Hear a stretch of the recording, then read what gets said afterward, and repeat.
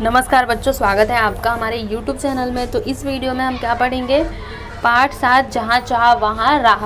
तो यहाँ पर एक कहानी दी गई है जिसकी लेखिका है अनुराधा मोहिनी जी। ठीक है, इनका जन्म हुआ था 21 सितंबर 1961 नागपुर महाराष्ट्र में। ठीक है, तो यहाँ पर ये जो कहानी दी गई है ना, इसके माध्यम से लेखिका आपको क्या प्रेरणा देना चाहती है कि अगर आपकी संकल्प शक्ति दृढ़ है, मतलब अगर आपने निश्चय कर लिया है कि मुझे ये करना है, तो फिर आपको कोई नहीं रोक सकता। मतलब असंभव काम भी संभव हो सकता है। ठीक है, तो चलिए हम इसको पढ़ते हैं और फिर समझते हैं कि इस कहानी में क्या दिया गया है। तो देखो यहाँ पे फर्स्ट पैराग्राफ क्या है कि एसंबा गांव के पाठशाला की घंटी बजी, धुआंधार बरसात हो रही थी। वर्षा के कारण प्रार्थना मैदान पर न होकर कक्षा में संपन्न हुई। उपस्थिति लेते हुए गुरुजी ने देखा कि आज कक्षा में बहुत कम विद्यार्थी हैं। आज इतने विद्यार्थियों के अनुपस्थित रहने का कारण क्या है? उन्होंने विद्यार्थियों से पूछा। वही नाला गुरुजी, सबने एक स्वर में उत्तर दिया। देखो क्या होता है कि एक यसंबा गांव है। ठीक है, तो यसंबा गांव के जो पाठशाला थी उसकी घंटी बजी। ठीक है, और बारिश एकदम तेज से हो रही थी।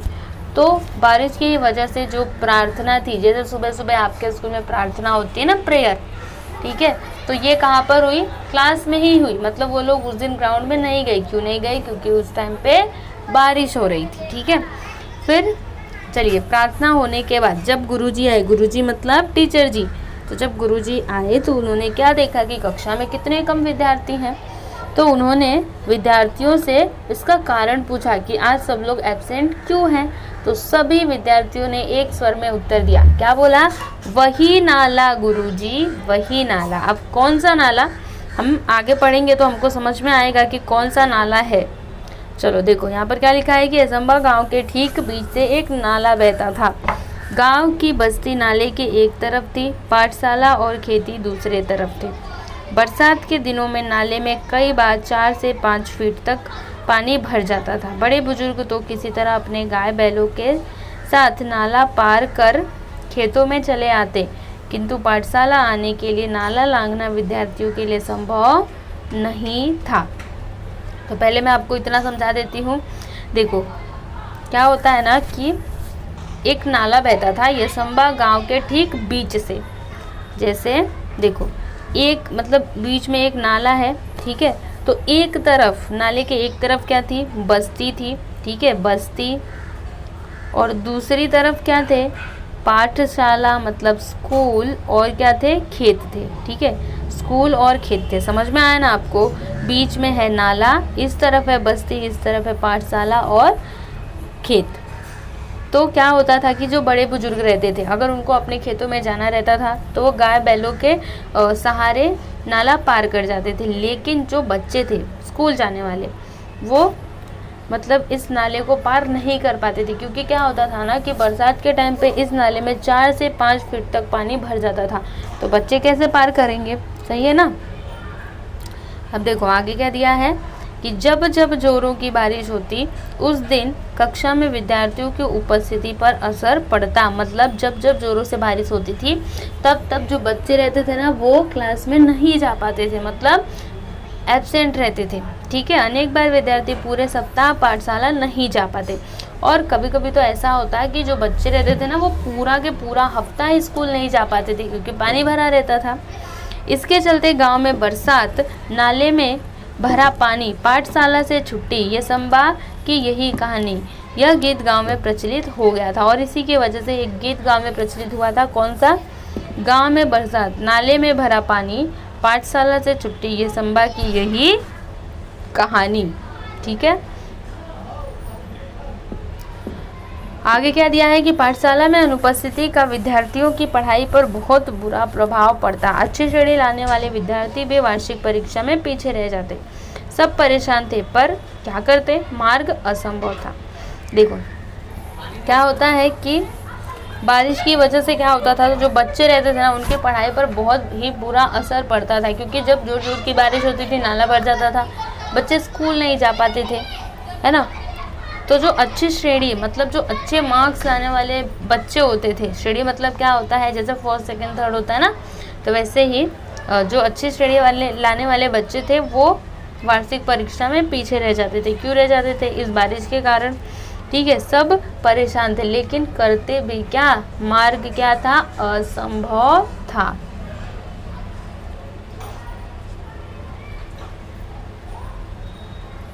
फिर देखो यहाँ पर क्या दिया है कि असंभव में मूल शब्द संभव होता है। यही संभावना एक दिन एकाएक काम कर गई। देखो यहाँ पर क्या लिखा है कि असंभव में मूल शब्द क्या होता है, संभव, है ना। देखो यहाँ पर असंभव, फिर इसमें मूल शब्द है कि नहीं, संभव। ठीक है, तो असंभव में मूल शब्द क्या होता है, संभव। यही संभावना एक दिन एकाएक काम कर गई। अब कैसा काम कर गई वो हम आगे पढ़ेंगे तो हमको समझ में आएगा। हुआ यह कि उस दिन भारी वर्षा के कारण यसंबा के अधिकांश विद्यार्थी पाठशाला नहीं जा पाए थे। मतलब क्या हुआ था कि बहुत जोरों से बारिश हो रही थी, तो जो विद्यार्थी थे यसंबा गांव के, वो लोग स्कूल नहीं जा पाए थे। सो दोपहर बाद बरसात थोड़ी रुकने पर चौपाल में बरगद के पेड़ के नीचे चबूतरे पर बैठे हुए आपस में बातचीत कर रहे थे। मतलब स्कूल नहीं जा पाए थे, तो फिर दोपहर के बाद जब थोड़ी बारिश रुकी तो सभी एक साथ चौपाल में बरगद के पेड़ के नीचे चबूतरे पर बैठे आपस में बातचीत कर रहे थे। तभी तुषार ने कहा, क्या कहा कि अरे इस बरगद के पेड़ में भूत है, यहाँ क्यों बैठे हो। क्या बोला तुषार ने कि अरे इस बरगद के पेड़ में क्या है, भूत है, यहाँ क्यों बैठे हो। भूत वूत सब कोरी कल्पना और बकवास है। क्या हम में से किसी ने भूत देखा है? सब केवल मनगढ़ंत बातें हैं, जूही ने कहकर बातचीत आगे बढ़ाई। मतलब देखो, जब तुषार ने कहा कि इस बरगद के पेड़ में क्या है, भूत है, तुम लोग यहाँ क्यों बैठे हो, तभी जूही ने क्या कहा कि भूत वूत सब तो एक कल्पना है, बकवास है। क्या हम में से किसी ने आज तक भूत देखा है? ये सभी मनगढ़ंत बातें हैं। ठीक है, फिर आज एक और अनुपस्थिति लग गई मेरी। अब तो 14 अनुपस्थितियां हो चुकी इस बरसात में, उज्ज्वला ने परेशानी भरे स्वर में कहा। फिर उज्ज्वला एकदम परेशानी भरे स्वर में क्या कहती है कि आज एक और अनुपस्थिति लग गई, मतलब आज एक और एब्सेंटी लग गई। अब तक 14 अनुपस्थितियां हो चुकी हैं। मेरी तो कुल उपस्थिति ही शायद 14 होगी, शुभम ने कहा। तो सब हंस पड़े। मतलब फिर शुभम ने क्या कहा कि तुम, मतलब देखो, पहले उज्ज्वला क्या बोल रही है कि आज मेरी फिर से अनुपस्थिति लग गई, मेरी तो 14 अनुपस्थितियां हो गई। तभी शुभम क्या कहता है कि मेरी तो कुल मिलाकर के कितनी होंगी, मतलब कुल मिलाकर के उपस्थिति कितनी होगी, शायद 14 ही होगी। तुम्हारी तो अनुपस्थिति 14 है, मेरी तो उपस्थिति ही 14 होगी। तो जब शुभम ने ऐसा कहा तो सभी हंस पड़े। लेकिन क्या हम हर बरसात में ऐसे ही चर्चा करते रहेंगे और अपनी पढ़ाई का नुकसान होने देंगे?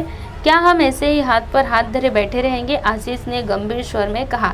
फिर जो आशीष था उसने गंभीर स्वर में कहा, क्या बोलता है कि लेकिन क्या हम हर बरसात में ऐसे ही बस चर्चा ही करते रहेंगे, अपनी पढ़ाई का नुकसान होने देंगे? क्या हम ऐसे ही हाथ पर हाथ धरे बैठे रहेंगे? तब देखो क्या होता है, हम कर भी क्या सकते हैं, हम तो बच्चे हैं, तुषार ने कहा। तभी तुषार क्या कहता है कि हम क्या कर सकते हैं, हम तो क्या हैं, बच्चे हैं। सच कहा तुषार तूने, हम बच्चे कर भी क्या सकते हैं, हम बच्चे कर भी क्या सकते हैं। इस वाक्य को गीत की तरह गाकर एक साथ तालियां बजाकर वहाँ बैठे बच्चे जोर जोर से हंसने लगे। मतलब सभी बच्चे एक साथ ताली बजाकर गीत गाने लगे कि हम बच्चे हैं, हम कर भी क्या सकते हैं, हम बच्चे कर भी क्या सकते हैं। इस तरह से गीत गा करके वो तालियां बजाने लगे। ठीक है, और जोर जोर से हंसने भी लगे। देखो यहाँ पे सभी बच्चे बैठे हुए दिखाई दे रहा है ना आपको, बरगद के पेड़ के नीचे। देखो, चलो अभी आगे पढ़ते हैं। क्या दिया यहाँ पर कि हंसो मत, कोई कुछ कर सकता है तो वह हम ही हैं। आत्मविश्वास भरा यह स्वर दामिनी का था। हर समस्या का निदान संभव है। प्रकृति ने विचार करने के लिए हमें बुद्धि दी है। मुझे विश्वास है कि हम सब मिलकर विचार करेंगे तो कोई ना कोई रास्ता अवश्य मिलेगा। देखो क्या होता है कि जो दामिनी थी, ठीक है, दामिनी क्या कहती है कि हंसो मत, कोई कुछ कर सकता है तो वह हम ही हैं। मतलब अगर कोई इस समस्या का निपटारा कर सकता है तो वो कौन कर सकता है, हम ही कर सकते हैं। हमें इसके बारे में सोचना पड़ेगा। ठीक है, क्योंकि प्रकृति ने हमें क्या दी है, विचार करने के लिए बुद्धि दी है। तो अच्छा होगा कि हम इस बुद्धि का क्या करें, इस्तेमाल करें। और फिर वो कहती है कि मुझे विश्वास है कि कोई ना कोई रास्ता तो अवश्य ही निकल आएगा। कोशिश करने वालों की कभी हार नहीं होती। फिर दामिनी क्या कहती है कि कोशिश करने वालों की कभी भी हार नहीं होती। दामिनी की बातों ने बातचीत का माहौल बदल दिया। मतलब जब दामिनी ने इतना सब कहा तो दामिनी की बातों से जो बातचीत का माहौल था वो बदल सा गया। ठीक है। हर कोई गंभीर होकर समस्या के हल के बारे में सोचने लगा। हल मिल गया, हम बरसात में भी पाठशाला जा सकते हैं। आशीष की आंखों में चमक और स्वर में उत्साह था। देखो क्या होता है कि सभी एकदम इस गंभीर समस्या के बारे में सोचने लगे कि कैसे इसका हल निकाला जाए। तभी जो आशीष था उसने क्या कहा कि हल मिल गया, हम बरसात में भी पाठशाला जा सकते हैं। तो कैसे, सबने एक साथ पूछा। जब उसने कहा कि हल मिल गया तो सभी ने पूछा कैसे। ठीक है। तब देखो आशीष क्या कहता है कि हम नाले पर पुल बनाएंगे। पुल? मित्रों के स्वर में आश्चर्य को भांपकर आशीष ने आत्मविश्वास पूर्वक उत्तर देते हुए कहा, हाँ पुल। विज्ञान की पुस्तक में हम सब ने पुल की जानकारी पढ़ी है। जब कभी शहर गए हैं, बड़े बड़े पुल देखे भी हैं। अंतर्जाल में हम जानकारी भी प्राप्त कर सकते हैं। गांव का नाला बहुत ज़्यादा चौड़ा नहीं है, हमें लगभग 10 फीट का पुल बनाना होगा। देखो क्या कहता है, जब इसने कहा कि पुल तो सभी बच्चे बोलते हैं कि पुल। तभी जो आशीष था उसने आत्मविश्वास पूर्वक मतलब एकदम विश्वास के साथ कहा कि हाँ पुल। हमने पढ़ा है ना विज्ञान के पुस्तक में, मतलब पुल की जानकारी हम सब ने पढ़ी है। ठीक है। जब कभी शहर गए हैं तब भी हमने बड़े बड़े पुल देखे हैं। अंतर्जाल से हमें जानकारी भी प्राप्त हो सकती है, मतलब हमें इंटरनेट से भी जानकारी प्राप्त हो सकती है। ठीक है। और गांव का नाला बहुत ज़्यादा चौड़ा नहीं है, हमें लगभग 10 फीट का ही पुल बनाना होगा। फिर क्या होता है देखिए, पुल बनाने का विचार जंगल की आग की तरह यसंबा गांव में फैल गया। हर व्यक्ति इस विचार और विद्यार्थियों के हौसले की प्रशंसा कर रहा था। मतलब पुल बनाने का विचार जो इनके मन में आया था ना, वह जंगल की, जैसे जंगल की आग इतनी जोर से फैल जाती है, ठीक है, 1 सेकेंड भी नहीं लगते और पूरा के पूरा जंगल जलने लगता है, वैसे ही ये जो विचार था ना ये पूरे गांव में फैल गया। हर व्यक्ति इस विचार और विद्यार्थियों के हौसले की प्रशंसा कर रहा था। ठीक है। विद्यार्थियों ने छोटे छोटे समूह बनाकर इस प्रकल्प की बारीकियों पर काम करना शुरू कर दिया। सामग्री की सूची बनाई, सामग्री खरीदने के लिए 20-20 रुपये एकत्रित करना आरंभ किया। अब तक पाठशाला के शिक्षक और गांव के लोग भी सहायता के लिए आगे आ चुके थे। देखते देखते सामग्री के लिए आवश्यक राशि जमा हो चुकी थी। मतलब विद्यार्थियों ने क्या किया, छोटे छोटे ग्रुप्स बनाए। ठीक है। और फिर मतलब जो भी उसमें बारीकियां थी, ठीक है, उसके ऊपर काम करना शुरू कर दिया। सामग्री की सूची बनाई, मतलब कौन कौन से सामान लगेंगे उसके बारे में उन्होंने सूची तैयार की। ठीक है। और सामग्री खरीदने के लिए उन्होंने 20-20 रुपये एकत्रित करना आरंभ कर दिया। और अब तक तो जो स्कूल के शिक्षक थे और गांव के लोग थे वो भी सहायता के लिए आगे आ चुके थे। देखते ही देखते सामग्री के लिए आवश्यक राशि जमा हो चुकी थी। मतलब जितने पैसों की उनको ज़रूरत थी उतने पैसे जमा हो चुके थे। बुजुर्गों का अनुभव, युवाओं की शक्ति, विद्यार्थियों का उत्साह, सब मिलकर काम कर रहे थे। संगठित प्रयासों से काम आकार लेने लगा था। सीमेंट के पाइप खरीदे गए, पत्थर इकट्ठे किए गए, ईंटें आई, बंजर जमीन से मिट्टी खोदी गई। गांव के छगन बाबा नामक एक बुजुर्ग ने प्रचुर मात्रा में रेत उपलब्ध करा दी। देखो क्या होता है कि बुजुर्गों का अनुभव, क्योंकि देखो जो बुजुर्ग होते हैं ना वो बहुत ही अनुभवी होते हैं। ठीक है। तो बुजुर्गों का अनुभव, क्योंकि बुजुर्ग अभी मेहनत तो कर नहीं सकते ना, जो बूढ़े हो जाते हैं कहाँ उनसे काम होगा, तो वो हमें बताते हैं कि कैसे करो, ऐसे करो। ठीक है। ये सारी चीज़ें हमें बताते हैं। तो बुजुर्गों का अनुभव, युवाओं की शक्ति, मतलब जो युवा होते हैं वो अपने शक्ति का यूज करते हैं। ठीक है। तो बुजुर्गों का अनुभव, युवाओं की शक्ति और विद्यार्थियों का उत्साह सब साथ मिलकर काम कर रहे थे। ठीक है। तो संगठित प्रयासों से काम आकार लेने लगा था। सीमेंट के पाइपें खरीदे गए, मतलब उसमें लगाने के लिए सीमेंट के पाइप्स खरीदे गए। फिर पत्थर इकट्ठे किए गए, ईंटें आई, बंजर जमीन से मिट्टी खोदी गई। गांव के जो छगन बाबा एक बुजुर्ग थे उन्होंने रेत उपलब्ध करा दी, प्रचुर मात्रा मतलब भरपूर। ठीक है। पुल बनाने के लिए पूरे गांव के हाथ एक साथ मिट्टी के भराव करने लगे। मतलब पुल बनाने के लिए जो पूरे गांव के हाथ का मतलब क्या, सभी लोग इसमें अपना अपना काम कर रहे थे। मतलब कोई भी ऐसा बैठा नहीं था, ठीक है, सब लोग उसमें हेल्प कर रहे थे। तो पूरे गांव के हाथ एक साथ मिट्टी का भराव करने लगे। हर दिन स्वप्न पूर्ति की ओर एक एक कदम बढ़ाने लगा था गांव। मतलब जो उनका, जैसे बच्चों ने स्वप्न देखा था कि हम यहाँ पर पुल बनाएंगे, तो हर दिन ऐसा लगता था कि हाँ अब सपना पूरा होने वाला है, ठीक है, एक एक कदम बढ़ रहे थे। अंततः आनंद की वह सुबह भी आ गई। वर्षों की कठिनाई दूर हुई। केवल 15 दिनों में ग्रामीणों और विद्यार्थियों के सामूहिक श्रमदान से पुल बनकर तैयार हो चुका था। पूरे गांव के लिए यह अद्भुत उपलब्धि थी। सभी ने एकता, संगठन और श्रमदान का महत्व भी समझा था। मतलब क्या हुआ इसका कि अंततः लास्ट में क्या होता है कि आनंद की वह सुबह आ गई। क्या हुआ, जो पुल था वो बनकर तैयार हो चुका था। कितने दिनों में, केवल 15 दिनों में। सभी ने एक साथ मेहनत की, सभी ने जितनी भी ज़रूरत थी उतना मेहनत किया, ठीक है, सबने एक साथ मिल कर के काम किया। इसके वजह से जो पुल था वह 15 दिनों में ही बन कर के तैयार हो चुका था। और पूरे गांव के लिए यह अद्भुत उपलब्धि थी, क्योंकि उन्होंने कभी ऐसा भी नहीं सोचा था कि हम लोग यहाँ पे पुल बनाएंगे, ठीक है। और सभी को एकता, संगठन और श्रमदान का महत्व भी समझ में आया।